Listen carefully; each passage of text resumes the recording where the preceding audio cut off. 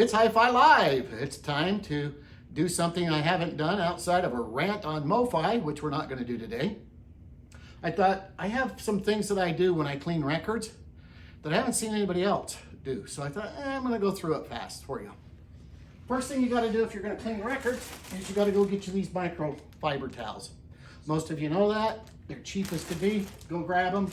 My wife washes them and washes them, and you end up with a stack that just sits here. So you got to get all your equipment. This is the equipment you're going to need.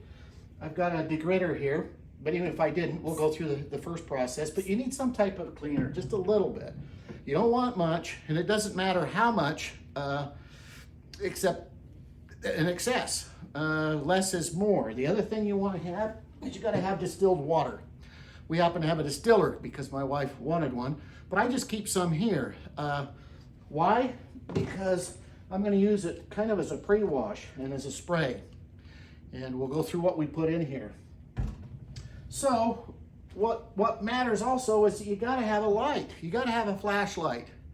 The only way to really tell if you're really going to get the records clean is to have a high bright light. And I've got lights under here. And we've got some bright lights up here, but it's not sufficient, as you'll see, to get it into a record. So let's start with the record that I've chosen. I've got this 3-in-1 Jazz. My brother actually picked this up. Looks like a really great record. And got the regular verb here. So I have my records. I stage them to get them ready to clean. And now that's here. But now you can see that record. And you know what? It doesn't look that dirty. It doesn't look that bad. And most of us would say, hey, let's just shove it right into the degritter. However, when I grab my flashlight, now we're going to see a little bit different. Can you see that in there? Lori, help me. Can you see that? It's right in front of the thing. So I can see it when we shine the light on there, you see this, and it is a different story than when I take that away with all this light. And that's what your needle's going to see. So I want to take some of that away. Some of it is I just don't want the dirt to gather in the degritter. It's got the degritter's got a great little filter in it. Speaking of which, by the way, I just went and bought this, and we make our own and keep redoing them because who wants to pay 27 bucks or 37 bucks for a little piece of foam to put in for the filter? You need one I take a great big microfiber so I can put it on. And you need something soft that you're going to put it against. At this point in time, let's tell you some of the secret sauce. I went and I bought Staticide. When I first did this, I thought, I don't know that this will work. But I live in an area where static is a real big problem. And for most people, when you're going to do vinyl, static is a huge problem. And so I bought this and I thought, well, what do I do with it? Because they use it in industrial purposes. They usually put it in a sprayer and they spray it on surfaces when they're doing clean rooms and whatnot. But I found if I just put a little bit in, and when I say a little bit, I grab the little measure that they gave me with the degritter or something small, and I'll put just maybe one of these in this bottle with a drop of different cleaners. Now I'm not going to get into different cleaners because there's a lot of them. But let's go back through now and what I do, because we're going to come over here. I've got this, I've got my light. I'm going to spray that down and I can see it got all over. Some people are really worried because they say, hey, you got to protect the label. I agree with that, except that as soon as you put this rag and I take that and I just rub it, what I'm trying to do is not create mud, but I want to agitate just a little bit to get anything that's really stuck down deep. And so now I've got it. Depends on the record. Some of them you want to use more elbow grease than others, depending on what they have. Fortunately, this one doesn't look like it really has very many scratches on it. So at this point in time, I take it. It's still got a little bit of wetness to it. I don't try to take it and make it not wet. If you have a degritter or you have another ultrasonic machine, one of the things I found is I used to do these always on the lightest way I could and do the 3-minute or 4-minute cycle. I've come to learn it doesn't matter even if it's a brand new record. Mine's on heavy. That's what I use. Now, inside your reservoir in the back of the degritter, I will do the same thing. I will take that Staticide and I put a couple of these into the reservoir. Surprisingly, it does not come out, and you'll never hear it on the record. It keeps static off better than anything else, the zero stat. I have all sorts of static things that I've tried to use. I sprayed stuff on the carpet that we have. Nothing has worked as good as what I'm showing you here. Now, while that's going on, I just take the record and I go, hey, it's worthy of a good cover. I've got all my covers that I have here for my outside covers. And the reason to do this is because records, I go buy collections, and you can get good deals on records if you'll buy all of them. In fact, I suggest that you do, because that's how you find the good ones. I saved this, and I'm going to put this in the back. When this is done, I'm going to put a cover on it. While that is doing its work, I thought it's time to show you some records that I think sound wonderful and are still cheap. Now, it's hard to get into this, because some of you are going to say, hey, these are commons, and that's kind of the point. I want them so common that they're cheap, and there may be a few that escaped you. You may have a lot of these, you may not, but let's go through some of them. Oh, real fast. Okay. Any of these 4-channel stereos, some of them sound really good, some of them don't. But this one here in particular, if you can find something like this, it says project on it with the little 3 here. It seems to sound fantastic. Living stereo, most of you will collect, and if you try to get the shaded dogs or whatnot. Here we knew about the static because it talks about the miracle surface. But this particular record right here is a fantastic record to get, and it's still pretty cheap. I mean, you can go out and you can try to find something like this, but I'm showing you particular ones that I know. I mean, there's a lot in the catalog, in the Living Stereo catalog, but this one's awesome. And then we ended up with Dynagroove. Dynagroove was, I'll talk about that one day. It was a big controversy back in about 1963. Was it as big as what we have with the MoFi? I don't know, because I wasn't really part of it. But here we have this Marty Gold guy. And these records here are cheap. You'll put them onto your stereo. You'll have front to back, side to side, and the instruments are going to sound fantastic. I can't get into all that they did, but they did a lot of things in the recording process because they realized one thing, and it's time that, as audiophiles, we reconcile this. I had friends come over, and they'll come over and they'll go, well, how come when I'm at a concert, your stereo doesn't sound like at a concert? I tell them the simple answer, because it's the truthful one. I'm listening anywhere from 88 to 93 dB. At a concert, they're 104. It's more than double loud. If I did that, then you get the bass slam and you get everything else. We listen at a lower volume, and they recognized that when they did the Dynagroove. That was part of what they were trying to do, was to say, hey, when people listen at home and we listen to vinyl, outside of a few acoustic performances and maybe you do a drum demonstration, we're not able to get it to the level, especially of rock bands. I mean, who wants that? This is a controversial cover, but the Manfred Mann Earth Band, I think you can still find this for under $10 most places. Fantastic. Tracy Chapman, she has stuff at Crossroads. Here's one that a lot of people have, and it's old, but out of their whole catalog, this pops. I don't know why. Full Sail, you have a better chance of taking this home, and when you put it on, you're not going to want to take it off.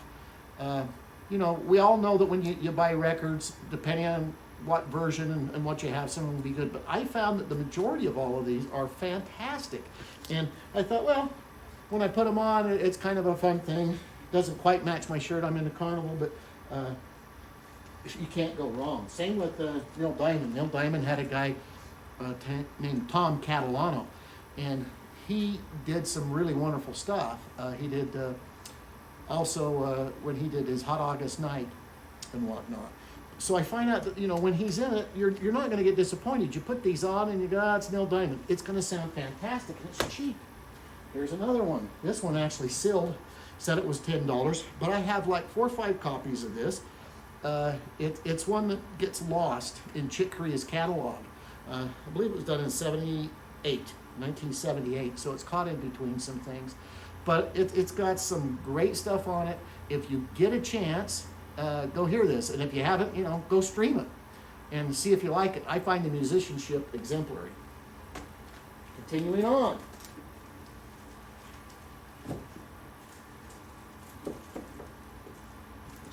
Your records are falling. There we are. Now let's grab some records that may be a little harder to find, but if they're worth it. Vinyl Me Please. Whoops, did this. I've got it upside down. I just saw from the sticker here. And what's going on now to put it in right. But Joshua, Judges, and Ruth, wonderful. I played that with a CD for years as a demo. Rush. These may cost you a little more. Still, you're in the $12 range. And you put these on, and you're going to sound fantastic on your stereo. Alice Cooper. Here's another one. This happens to be my favorite Alice Cooper record because when he's in this, you really get the vaudeville feeling. And they get that in the band. And the band's jumping, and there's you'll be surprised how good that is. That may cost a little more. I think on this one I paid $4.95, but who knows when, probably years ago. Okay, Ambrosia. It's a group I've asked some people if they had, and I said, do you guys have any Ambrosia? And they said, no, I don't have Ambrosia. And I thought, that's crazy. This is an Alan Parsons produced group. Just about any of their records are good, but in particular their first number of records, and you won't go wrong. We'll happen to show you some off Epic. This just happens to be a great one I like by Shell. Joe Walsh, surprisingly. Most all of the Joe Walshes were recorded very well, and they light your stereo up. One of the first demos I heard that really lit me up for listening to audio was when he came out with the Smoker You Drink, the Player You Get album, and Rocky Mountain Way was on it. Okay, we got our record. It looks like it's been in the spin dry. So how do we know? We're going to check it. So I'm going to bring this back. Now look at that. What you want is almost kind of creamy, because that's what vinyl looks like when it's been cleaned really well. See those little swirls and the things in there? Man, that's going to play well. Now there's a few little bit of debris there, but that's going to be taken off at the time I play it. I'm going to use my brush, and that comes right off because those are too big to get down in the groove. So now at this time, I take it, and that's when I sleeve this. And I come and I just put it in the back, and then I can store this one away and say it's done and get ready to discogs it. So this is a great way if you're going to go out and you do garage sales, flea markets, whatever else it is that you're doing to get some of your records clean. You don't have to have a degritter. A lot of shops, the first part that I showed you on just spraying and cleaning, if they're a large record shop, that's what they do. All they do is just take and they'll do that with it.